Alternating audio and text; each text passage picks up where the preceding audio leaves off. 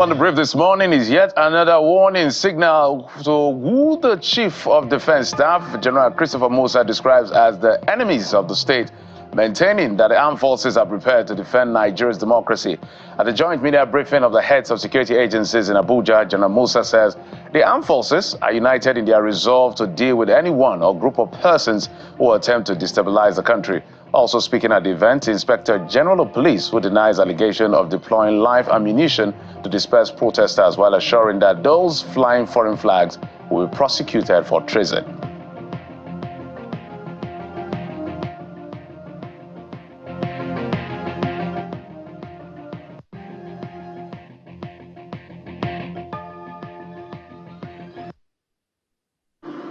Group of people who started subversive campaign, waving flags of other countries and openly calling for military takeover of government. This is not a protest, but an offense of treason. The Nigerian police has arrested a number of them, and they will be dealt with accordingly. It is very, very implicating for them to be seen with flags of other countries while on protest. The police and the military, indeed no other security agency involved in the management of this protest has deployed excessive use of force. Instead, what we had was attack on security agents during the protest. From our record, there was no shooting incident by the police. The police or the military did not use any live ammunition in the management of this protest. Instead, we have had cases where our officers were injured critically and are still in critical condition in the hospital as we speak. So I will dismiss that as fake news. It is not true. It's a very wrong allegation. With our joint briefing, the Department of State Services is set to name sponsors of persons flying their foreign flags with the aim of promoting insurrection in the country. The spokesperson of the DSS, Mr. Peter Afanaya, says the identities of the persons will soon be made public as he urges Nigerians to be patient with what the federal government is doing. We want to join goodwill Nigerians, persons of patriotic disposition, to say you cannot destroy your nation and still want to have it. You cannot, by any stroke of any imagination, be in the forefront of destroying your nation. The places that we desire to go to live in, they are who they are because they obey laws, because they love their nations. People protest, but protest can also be of significant good if people adhere to the rules of engagement. In situations where protesters destroy public infrastructure, PIFA, loot, and undermine public peace, that definitely will not be tolerated. And there is no responsible government or security organization in any nation across the world that will fold their hands and allow the peace of their nation brought down by people who are either have decided to be subversive or illegitimately disposed to insecurity and disorder.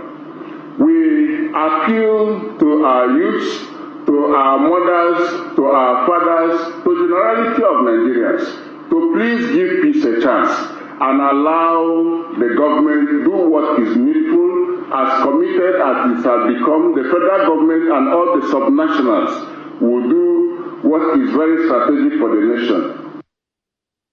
Let's also tell you that the Kaduna State Governor, Senator Ube Sani, has visited the public and private offices and a bank vandalized by hoodlums during the End Bad Governance protest in the state capital.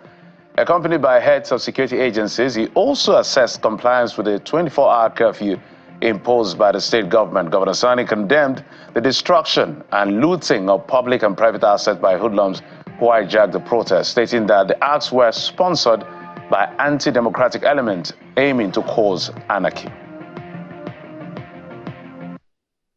I want to commend the security for managing the situation, because if you notice what happened, some of the children were even climbing the APC, the armored vehicle of the police, which of course that shows that the police have been very understanding. They acted professionally for them to allow the children, because they realize that those children are underage. But here in Kaduna, we are investigating the situation, and we will try as much as possible to get to the root of those who are sponsoring these very unfortunate things in Kaduna State.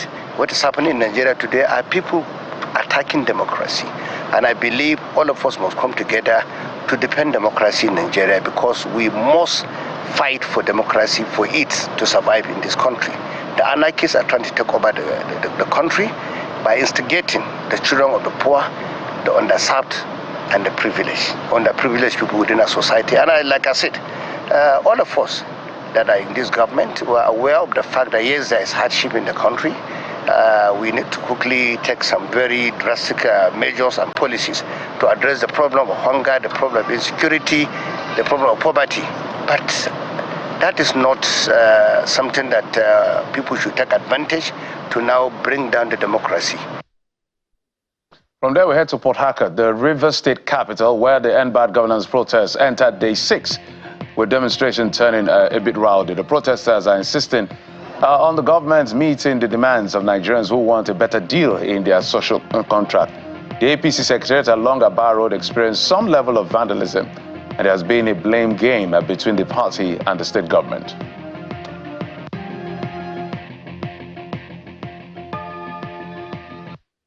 We had information that they have been paid to destroy our party secretariat. And who is paying them? They are being paid and sponsored by the government of River State, whose interest, as far as this matter is concerned, is to make River State at the epicenter of protests. Somebody asked me, how would I link it to the governor? That about what is happening in Kaduna and all that. I said, those areas are volatile already. They are. So that these protests have become protracted, that these protests have become destructive, of course, speaks a whole lot. All right? And you see, the only person who is enjoying the entire thing in the whole state is the governor and his convoy. What they are doing now is the kicking of a dying horse, and I believe strongly that they know that it's not in our bloodline. The governor of the state, Sasimela Ifubara, is not given to destructive tendencies. If there are those who have such in their gene, you all know. And we are too busy with the affairs of the state. So River State government cannot in any form or guise do anything that will bring disrepute to the people of the state. All right, we now head back north in Kano State, where the police has announced the arrest of foreign nationals suspected of sponsoring protesters carrying that Russian flag. The State Police Commissioner, Mr. Salman Dogo, disclosed this after a security meeting with Governor Abba Yusuf. According to him, the police and other security agencies will clamp down on anyone attempting to tamper with the security of the state.